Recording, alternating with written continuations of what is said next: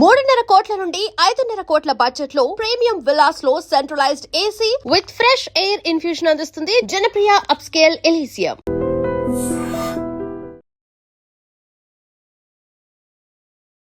నమస్కారం, welcome to I dream. ధర్మ మార్గం విత్ విజిత కార్యక్రమానికి స్వాగతం.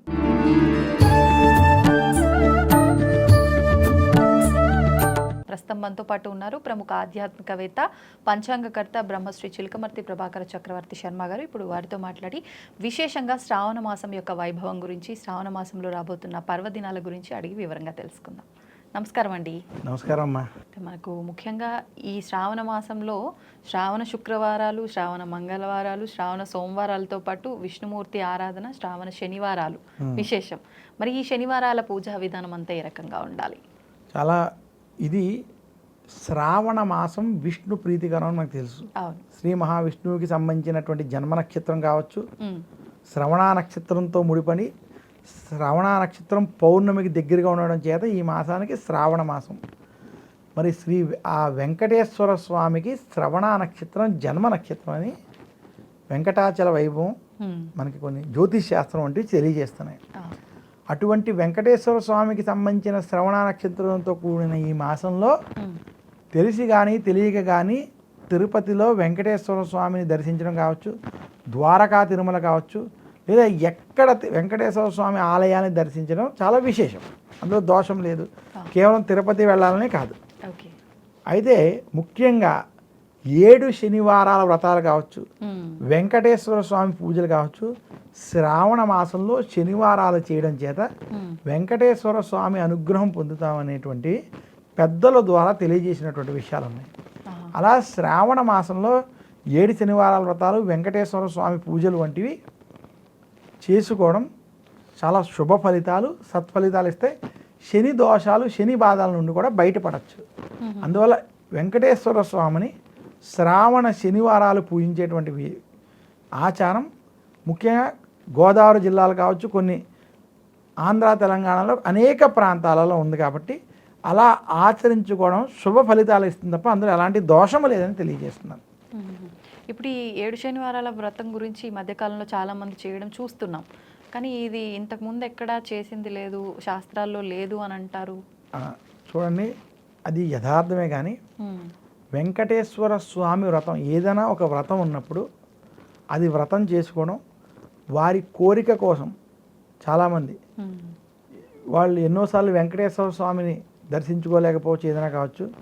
కానీ ఆ స్వామి ఎల్లప్పుడూ నాలోనే ఉన్నాడు, నాతోటే ఉన్నాడని భావించుకుంటూ, ఎందుకంటే కలియుగంలో కేవలం నామస్మరణ చేత తరించవచ్చు. అందుకనే శంకరాచార్యులు వారు భజగోవిందం భజగోవిందం భజగోవిందం మూఢమతి అని, సంప్రాప్తే సన్నిహితే కాలే నహి నహి రక్షతి డుక్రుం కరణే అని, గోవింద నామస్మరణ చేతే మనకి ఈ యొక్క కలియుగంలో త్వరగా తరించవచ్చు. అలాంటిది వెంకటేశ్వర స్వామి యొక్క పూజ చేయడం చేత, అందులో కలియుగ దైవమైనటువంటి వెంకటేశ్వర స్వామిని ఆ యొక్క 7 శనివారాల వ్రతం అనేటువంటి రూపంలో 7 శనివారాలు చేస్తూ ఆయన యొక్క అష్టోత్తర శతనామాలు చెప్పుకోవడం చేత మనకు ఉన్నటువంటి పాపాలు పటాపంచలవుతాయి. అందువల్ల ఎవరైనా చేసుకుంటే దాన్ని మనం దోషం పట్టకూడదు. వారి ఆచారంగా ఏదైనా చేసుకున్నటువంటి వాళ్ళని చేసుకోమని ప్రోత్సహిస్తూ, దాంట్లోనే ఎటువంటి దోషం లేదు. కానీ ఇదే కావాలని చేసుకోవడం మాత్రం తప్ప అలా చేసుకోవడం వల్ల పుణ్యము, పాపాలు క్షయమవడము, వెంకటేశ్వర స్వామి యొక్క అనుగ్రహము, అలాగే ధర్మబద్ధమైన కోరికతో చేసేటువంటి కోరికలు నెరవేరడం. చాలామంది ఈ మధ్యకాలంలో అవతల వాళ్ళు నాశనం అయిపోవాలనేటువంటి పూజలు కూడా ఎక్కువ అవుతున్నాయి. కాబట్టి ధర్మబద్ధమైనటువంటి కోరికలు అంటే నేను బాగుండాలి, నా కుటుంబం బాగుండాలి, నాకు వ్యాపారం బాగుండాలి, లేదా అంతా మంచి జరగాలి, సమాజం బాగుండాలి అని చేసేటువంటి ధర్మబద్ధమైనటువంటి కోరికలతో చేసేటువంటి ఏ వ్రతమైనా సత్ఫలితం ఇస్తుంది. దానికి తిథి వార నక్షత్ర యోగాలతో పని లేదు. కానీ ఇలా ప్రత్యేకమైనటువంటి రోజుల్లో విశేషంగా చేయడం చేత అది కొంచెం విశేషంగా అది ఫలితం ఇస్తుందని మాత్రం పెద్దలు తెలియజేశారు. ఈ మాసంలో అమ్మవారి ఆరాధన ఎక్కువగా చేస్తూ ఉంటాము. అసలు నిజంగా శ్రావణ మాసంకి ఎందుకు ఇంత వైభవం, ఒక్కసారి ఆ వివరణ అంతా కూడా తెలియచేయండి. చాలా చక్కటి ప్రశ్న అండి ఇది. మనకి శ్రావణ మాసం, శ్రవణము అంటాం. శ్రవణము అంటే వినడము అని అర్థం. యథార్థంగా జ్యోతిష్ శాస్త్ర ప్రకారం పౌర్ణమి రోజు చంద్రుడు శ్రవణ నక్షత్రానికి దగ్గరగా ఉండడం చేత ఈ మాసమునకు శ్రావణ మాసం అని పేరు. అసలు ఈ మాసానికి చాలా ప్రత్యేకత ప్రాధాన్యత ఉంది. మనకి దక్షిణాయనంలో ఒక్కొక్క మాసానికి ఒక్కొక్క దేవతార్చన చెప్తారు. ఓకే. మనకి దక్షిణాయనం ఆషాఢంలో ప్రారంభమవుతుంది. ఆషాఢంలో ముందు గురు పౌర్ణమి దగ్గర నుంచి మనకి అసలైనటువంటి ఆషాఢం అంటే తొలి ఏకాదశి వచ్చినప్పటికీ, యోగ నిద్రలోకి శ్రీ మహావిష్ణువు వెళ్ళినప్పటికీ మనకి మన యొక్క శాస్త్రం ఏ రకంగా చెప్పిందంటే గురుముఖేన జ్ఞాతవ్యం, అంటే దేనికైనా ముందు గురువు ముఖ్యం. అందులో కూడా చెప్తారు, కాదు కాదు గురుడు కాగుణింతము చెప్ప, శాస్త్ర పాఠములు చదివి చెప్ప, ముక్తిదారి చూపు మూలంబు గురురా, విశ్వదాభిరామ వినురమే. అర్థం ఏంటంటే అంటే కాక్కాలు ఆలు ఇవి చెప్పేవాళ్ళు గురువు కాదయ్యా. లేదా శాస్త్ర పాఠాలు, సైన్సు, సోషల్, వేదం ఇవి చెప్పేవాళ్ళు గురువు కాదు. మరి ఎవరు గురువయ్యా అంటే ముక్తిదారి చూపు మూలము గురువు. అంటే ముక్తిదారి చూపేటువంటి మూలం అంటే మనకి శంకరాచార్యుల వారు చూపించారు, శ్రీకృష్ణ భగవానుడు చూపించారు, వేద వ్యాసులు వారు చూపించారు. వీళ్ళు అందుకనే కృష్ణం వందే జగద్గురు, గురు పౌర్ణమిని వేదవ్యాసులు వారు, శంకరాచార్యులు వారు. అయితే ఆషాఢ మాసం గురువుల్ని పూజించడం, శ్రావణ మాసం మనం లక్ష్మీదేవిని పూజించడం, దాని తర్వాత వచ్చేటువంటి భాద్రపద మాసం విఘ్నేశ్వరుని పూజించడం, ఆశ్వయుజ మాసం అమ్మవారిని పూజించడం, కార్తీక మాసం శివుణ్ణి పూజించడం, తర్వాత వచ్చేటువంటి మార్గశిర మాసంలో శ్రీ మహావిష్ణువు అంటే మాసానాం మార్గశీర్షోహం, మాసముల్లో మార్గశిర మాసాన్ని నేనే.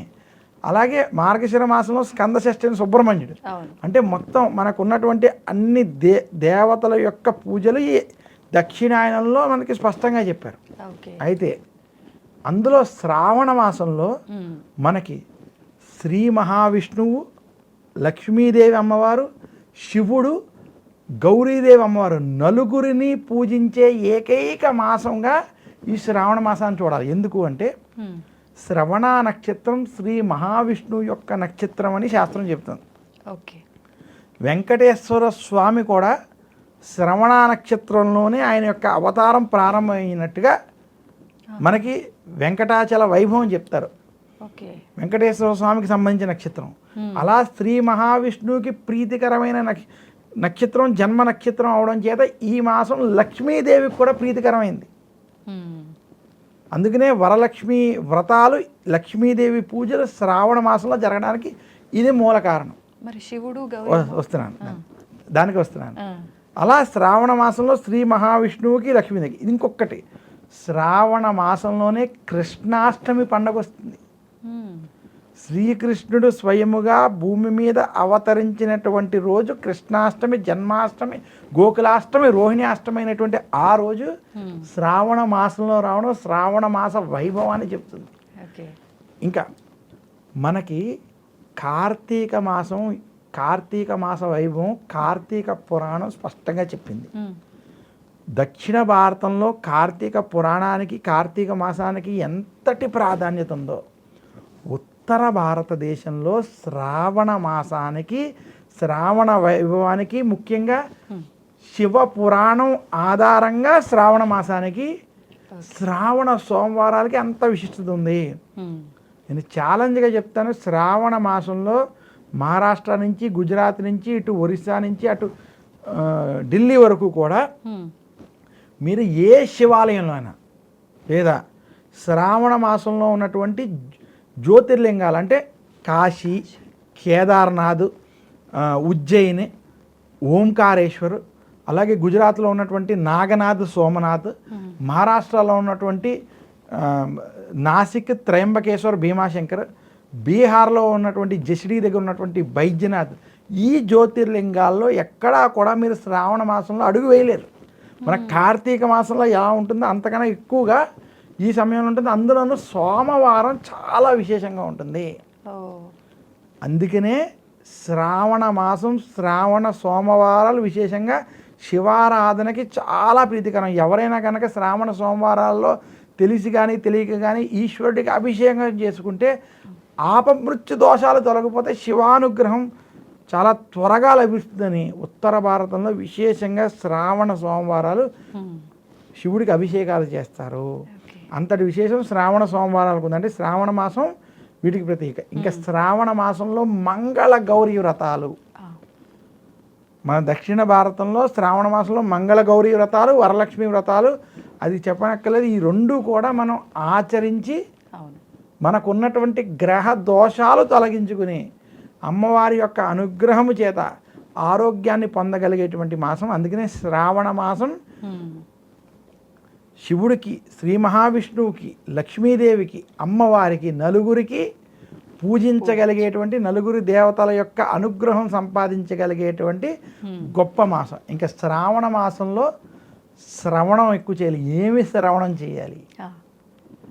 లలితా సహస్రనామాలు, విష్ణు సహస్రనామాలు, మణిద్వీప వర్ణన, కనకదారా స్తోత్రం, గురు దక్షిణామూర్తి స్తోత్రం, రుద్ర నమక చమకాలు, ఇలాంటివి ఎవరైతే శ్రవణ మననాలు చేసుకుంటారో వాళ్ళకి ఖచ్చితంగా ఆ ఈశ్వరుడు యొక్క, భగవంతుడి యొక్క అనుగ్రహం పొందుతారు.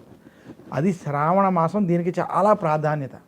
అందుకనే శ్రావణ పౌర్ణమి, జంధ్యాల పౌర్ణమి చేస్తూ శ్రావణ పౌర్ణమి నుంచి వేదం చదువుకునే విద్యార్థులు అంతా కూడా ఉపాకర్మ చేస్తారంటే శ్రావణ మాసంలో నూతన యజ్ఞోపవీతాన్ని ధరించి అక్కడి నుంచి విద్యను ప్రారంభిస్తారు. చాలామంది దసరాల్లో సరస్వతి దేవి సమయంలో విద్యను ప్రారంభిస్తారు. కానీ చాలామందికి తెలియని విషయం ఏంటంటే శ్రావణ పౌర్ణమి ఋషి పంచమి రోజు కనుక విద్యాభ్యాసం చేయడం కూడా చాలా విశేషం. ఆ రోజు సరస్వతి పూజ చేసి విద్యాభ్యాసం చేస్తే చాలా సత్ఫలితాలు కనబడతాయి. అందుకనే శ్రావణ మాసం అంత ప్రత్యేకం, విశేషం. చాలా సంతోషం అండి, ధన్యవాదాలు. And for more videos, Please subscribe to iDream. Please subscribe to iDream. Please subscribe iDream. And please subscribe to iDream.